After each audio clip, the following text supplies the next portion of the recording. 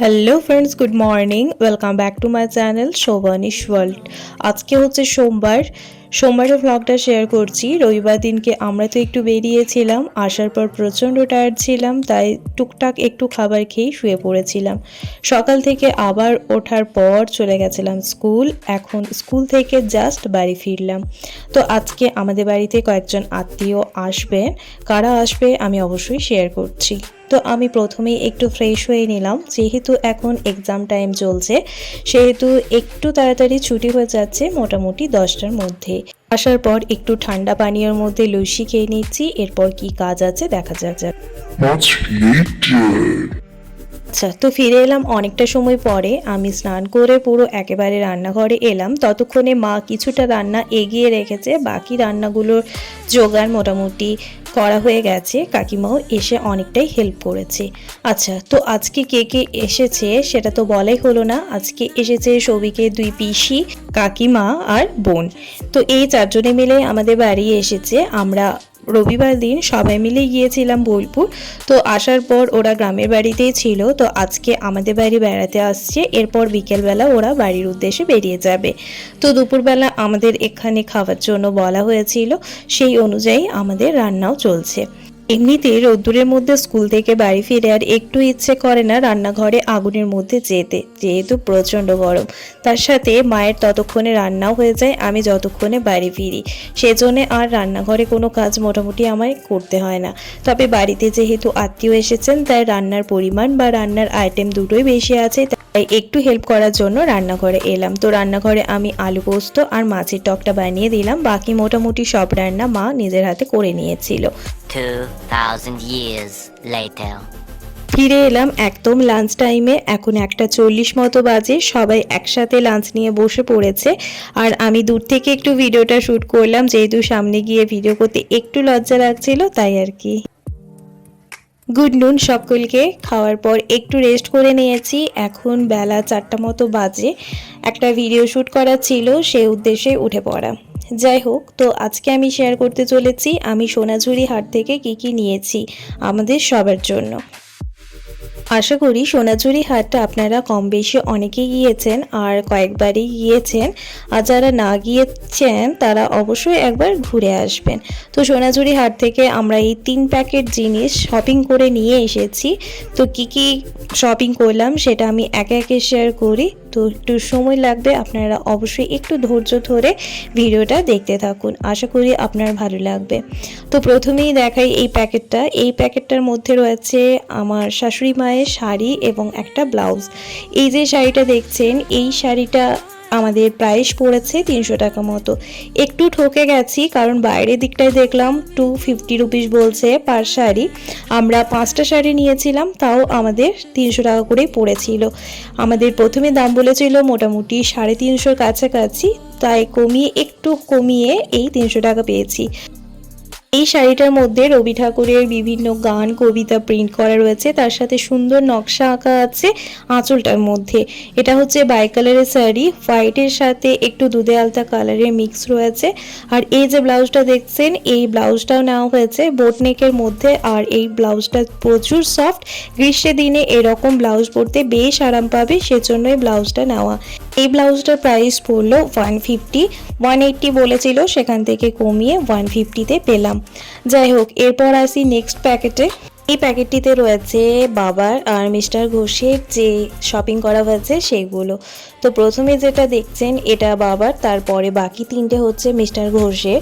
একে একে আপনাদের সাথে শেয়ার করি। প্রথমে আমি মিস্টার ঘোষের যে জামাগুলো রয়েছে সেগুলো একটু শেয়ার করি। এই যে দেখছেন, এটা হচ্ছে একটা কুর্তা, সুতির, একদম পিওর কটন, আর খুবই সুন্দর জিনিসটা, বেশ নরম। আর এটা হচ্ছে কোমর পর্যন্ত যেগুলো হয় আর কি, মানে কুর্তা সেট যেটা। এটাতেও রয়েছে রবি ঠাকুরের বিভিন্ন কবিতা গান প্রিন্ট করা। আর এইটা মানে হোয়াইটটা আর ব্ল্যাকটা একই জিনিস, জাস্ট কালারটা আলাদা। দুটো একই রকমই নিয়েছে। আমি দেখিনি ওকে নিতে, নইলে একই রকম দুটো জিনিস নিতে আমি বারণই করতাম। যাই হোক, বাড়িতে এসে একবার তাও বলেও নিলাম যে দুটো একই রকম কেন নিলে। যাই হোক, এই যে রেড কালারের পাঞ্জাবিটা দেখছেন, এটা হচ্ছে একটা নি লেন্থের পাঞ্জাবি, দেখতে বেশ ভালো, যে কোনো পুজো বা কোনো অনুষ্ঠানে বেশ ভালো লাগবে দেখতে। আর এটাতে বোলপুরের কাজ করা একতারা রয়েছে, তার সাথে এই কাজটা আমার বড্ড ভালো লাগে। এই প্রিন্টের ওপর মানে এই কাজের ওপর আমি একটা ব্লাউজও নিয়েছি, আপনাদের সাথে শেয়ার করছি অবশ্যই। তো এই তিনটে জিনিস হচ্ছে মিস্টার ঘোষে। আর এটাও হচ্ছে একটা কুর্তা টাইপের, যেটা বাবা নিয়েছে, হাফ কুর্তা যেটা বলে, বেশ সফট, এটাও কালারটা একটু লাইটের মধ্যে। এবার আসি আমার শপিং নিয়ে। আমার শপিং হয়েছে সব থেকে বেশি, আমার তো কেনারই শেষ নেই, আর আলমারিতে রাখার জায়গাও হচ্ছে না। আমি জিনিস কিনে নিয়ে আসি আর মিস্টার ঘোষ এসে চিৎকার করতে থাকে যে পুরো আলমারিটা তুমি নিয়ে বসে আছো। তো আমি এত শপিং করে বাড়ি এসেছি। নিয়েছি 2টো শাড়ি, তার সাথে নিয়েছি 3টে ব্লাউজ। এর আগের বার আমি মায়ের সাথে যখন গিয়েছিলাম সোনাঝুরি হাটে, নেব না করেও একটা শাড়ি একটা ব্লাউজ নিয়ে এসেছি। আবারও এবার গিয়ে নেব না করেই 2টো শাড়ি 3টে ব্লাউজ নিয়ে বাড়ি ফিরেছি। এই যে শাড়িটা দেখছেন, এই শাড়িটাও বাই কালারের। মায়ের যে শাড়িটা দেখালাম সেম শাড়ি, জাস্ট কালারটা আলাদা।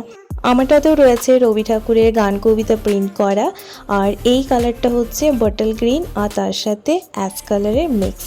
আচ্ছা, এরপর নিয়েছি একটা মেরুন কালারের হ্যান্ড প্রিন্টেড শাড়ি। এই শাড়িটা নেওয়ার আমার বহুদিনের ইচ্ছে, তবে নেওয়া হয়েই উঠছিল না। তো সেজন্য ভাবলাম যখন নেওয়ার ইচ্ছে অনেক দিনে, তো নিয়েই ফেলি। আর ভালোও লাগলো। এই দেখুন কি সুন্দর হ্যান্ড প্রিন্টেড করা।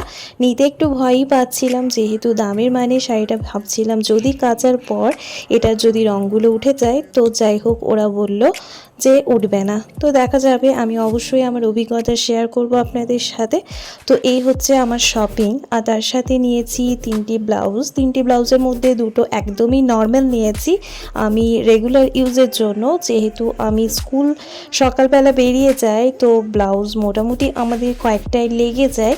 শাড়িটা আমাদের স্কুল ড্রেস, বাস ব্লাউজটা আমাদের নিজেদের মতো পরা যায়, তো সেজন্য তখন ব্লাউজটা আমাদের একটু বেশি লাগে, তাই একটু বেশি করে কিনে নিই আমি।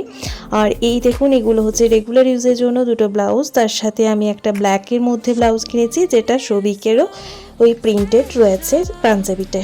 তো যাই হোক, এই হচ্ছে আমাদের শপিংগুলো কেমন লাগলো অবশ্যই জানাবেন। আর আমার শাড়ি দুটোর দাম পড়েছে একটা 300 টাকা, যেটা শাশুড়ি মায়ের সাথে একই রকম যে শাড়িটা দেখালাম সেটা, আর যে হ্যান্ড প্রিন্টের শাড়িটা রয়েছে সেটার দাম পড়েছে আমার 470 টাকা মতো। আর ব্লাউজগুলো আমি 150 টাকা করে 2টো পেয়েছিলাম। আর তার সাথে ব্ল্যাক যেটা দেখালাম সেটার প্রাইস নিয়েছিল আমার 180 টাকা মতো।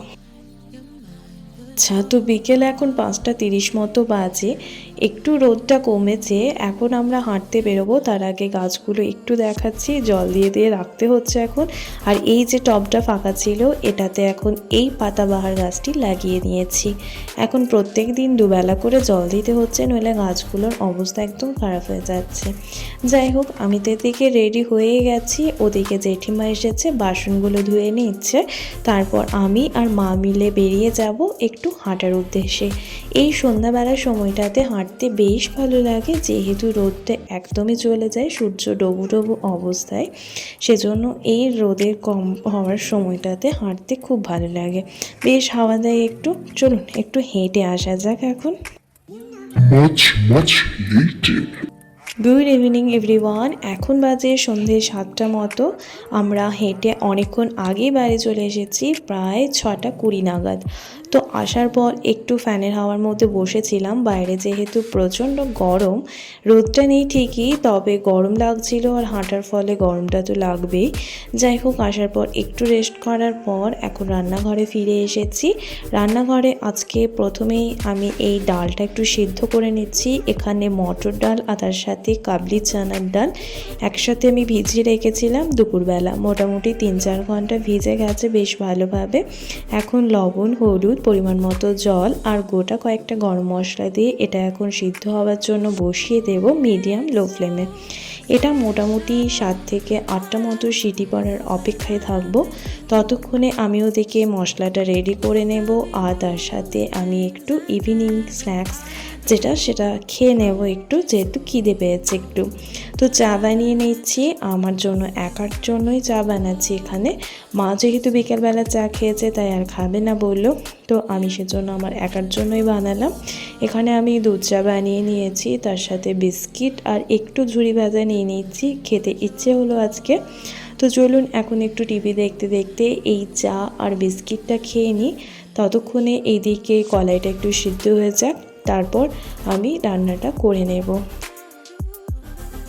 আপনাদের তো আগেই বললাম এখন এক্সাম টাইম চলছে, আর এক্সাম টাইম মানে এই খাতা দেখা একটা বড্ড বড় ঝামেলা।